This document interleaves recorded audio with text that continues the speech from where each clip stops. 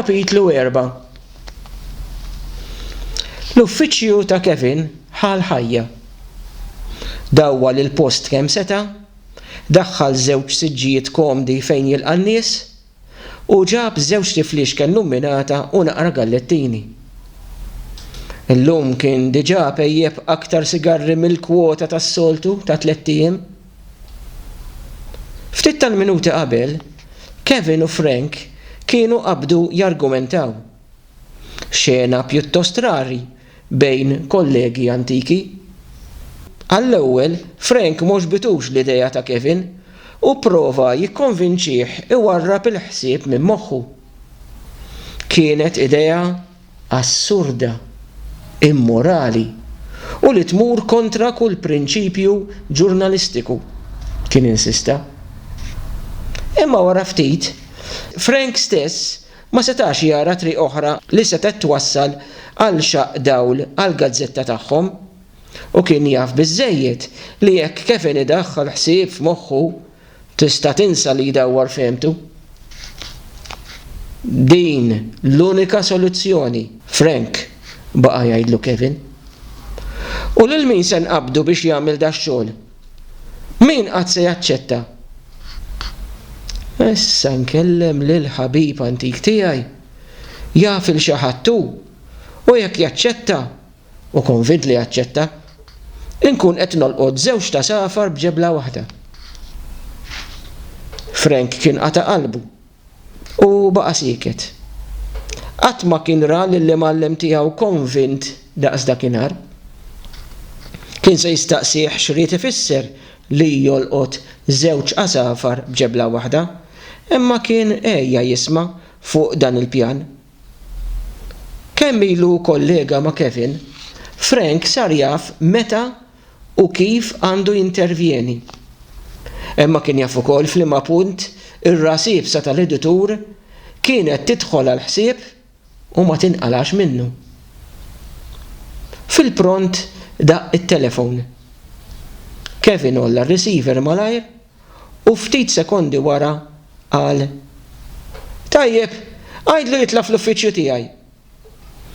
Niżżel it-telefon f'postu u ħares lejn Frank. Wasal. Mat-taħbita mitfija fuq il-bib tal-uffiċċju tfaċċat ras kollha nokkli mgerfxa, b'para jnejn ħodor u bleħja rqiqa. "Bonġu, Rick u x'hekk?" laqgħu Frank bit-bissima. Rick bissem lura u ħadlu bidu. "Dan l-editur tal-gazzetta tagħna, is-Sur Kevin Rapa." "Għandi pjaċir, Sur Rapa," għallu żagħżugħ. "Lil dan nafu x'imkien.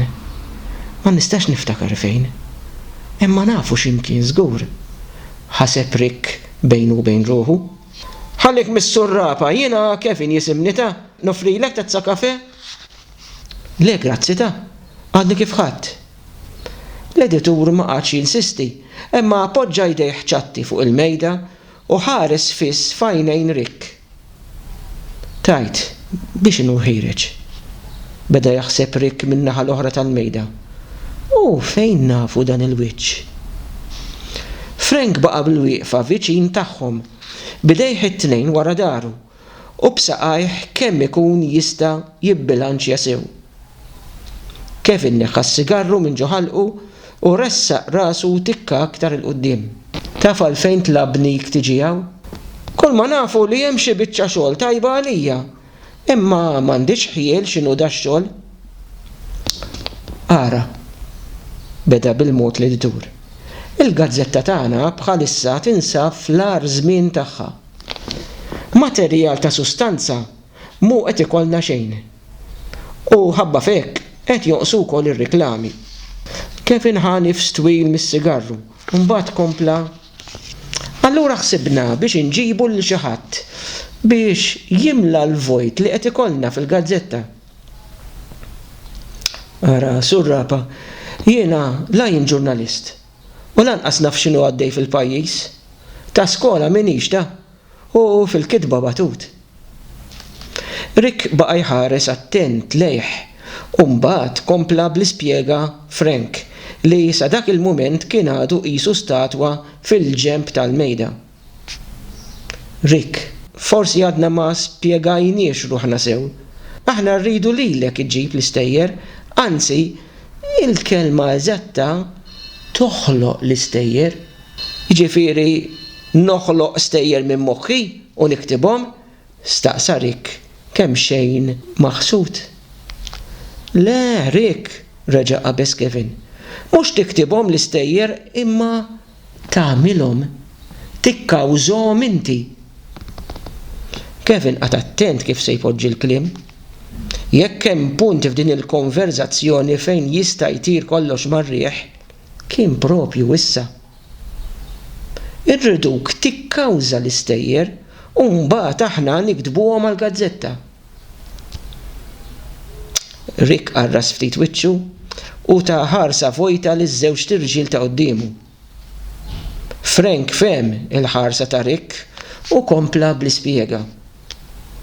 Ara Rick, meta gazzetta ma tibqax popolari, in-nies titlef il-fiduċja u l-entużjażmu.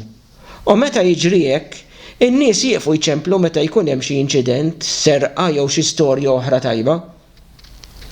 U ma dawn l-affarijiet li jġibu l-qarrejja, u aħna bħalissa neqsin ħafna minnhom, mhux għax ma jiġrux affarijiet, imma għax qatt ma nkunu minn tal-ewwel biex nirrapurtawhom. Frank xammar il-kimim tal-qmis u kompla, ħanatik eżempju. Il-karozza tal-linja li ħadet in-nar il-ġimgħa li għaddiet. Immaġina kieku aħna konna nkunu nafu minn tal-ewwel u nġibu informazzjoni u ritratti esklusivi li ħadd aktar ma jkollu. Kevin ta' ħarsa ta' inkoraġġiment minn taħt lil Frank.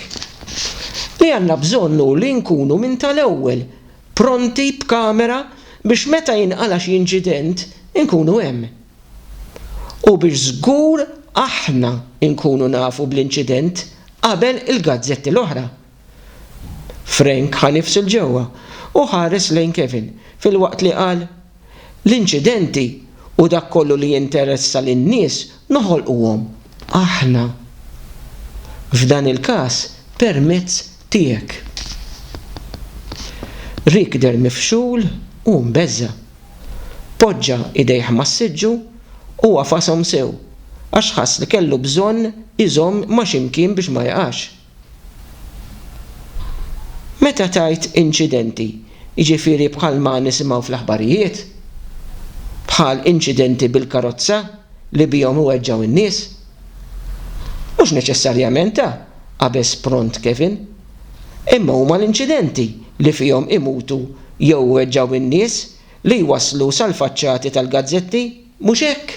Irribatta Rick. Le, Rick, qed taġġel, m'aħniex se naslu sa hemm? Wieġbu Frank. Rick kien għadu mifxul u Kevin ħass li kellu jintervjeni. Xammar u wkoll il-kmiem tal-qmis u qam bil-wieqfa. Rick, in-nies mhux interessati fuq il-ġlied politiku li bih qed timtella l-gazzetta tagħna? In-nies iħobbu jisimgħu b'inċidenti, traċedji u skandli. U issa nixtieq li tkun din il-gazzetta li tforni dawn l-istejjer. Stejjer li jinteressaw il-folla biex niftehmu. Stejjer li jagħmlu ġimgħat jissemmew u magħhom tissemma il-gazzetta tagħna.